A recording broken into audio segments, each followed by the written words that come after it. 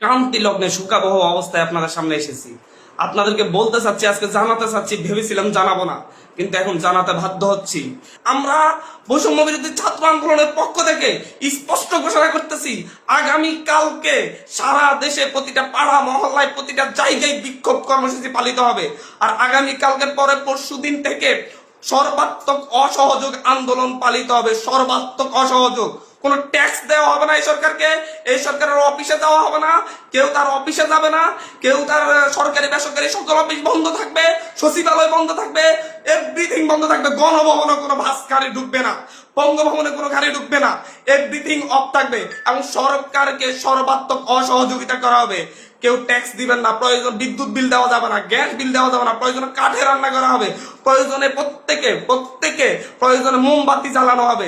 তারপরে যদি বিদ্যুৎ চলে যায়, যদি বিদ্যুৎ লাইন কেটে দেয়, তাহলে আপনারা প্রত্যেকে মোমবাতি ব্যবহার করবেন প্রয়োজনে।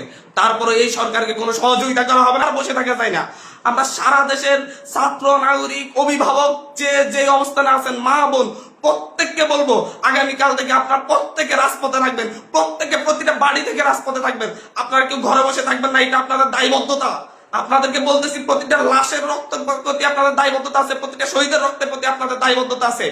আমি সারা দেশের প্রত্যেকটা নাগরিককে বলবো, আপনার যদি একটু লজ্জিত হন, আপনি যদি এই বিচার চান, আপনি যদি এদের বিরুদ্ধে দাঁড়াতে চান, আপনি ঘরে থাকতে পারেন না, আপনার প্রত্যেককে রাস্তায় নেমে আসতে হবে। প্রতিটা সিঙ্গেল মানুষকে আপনি প্রয়োজন আপনার বিল্ডিং এর নিচে এসে অবস্থান করুন, বিল্ডিং এর সবাই মিলে, বিল্ডিং কমিটি, প্রতিটা ভবনের কমিটির আপনারা মিটিং ডাকুন, মিটিং ডেকে সিদ্ধান্ত নিন, সবাই একত্রিত হয়ে নামবেন। প্রতিটা মহল্লায় মহল্লায় আপনারা সিদ্ধান্ত নিন, আপনারা প্রত্যেকে একত্রিত হয়ে নামবেন, রাস্তায় থাকবেন। স্পষ্ট বার্তা, প্রত্যেকে নিজ নিজ অবস্থান থেকে নেমে আসবেন। প্রতিটা ঘর মহল্লা, প্রতিটা পাড়া, প্রত্যেকটা মানুষ আপনারা রাস্তায় নামবেন।